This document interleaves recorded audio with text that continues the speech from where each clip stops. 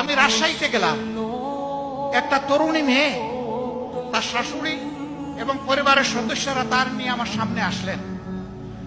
সে বিয়ের হয়েছে 1 বছর, স্বামী রিক্সা চালাতেন, এই আন্দোলনে তিনি শাহাদত বরণ করেছেন।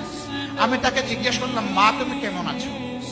সে কেঁদে দিয়ে বলল, আপনি আমাকে মা বলেছেন, আমি শান্তি পেলাম, কিন্তু আমার গর্ভের সন্তানের কি হবে?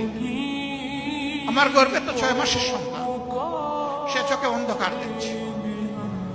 আমি তাকে বললাম, আল্লাহ আছে, আর আজকে থেকে তোমার সন্তানের আমরা হচ্ছি অংশীদার। এই সন্তান জন্ম নেও, একটা সুস্থ সন্তান হিসেবে আমরা দোয়া করি।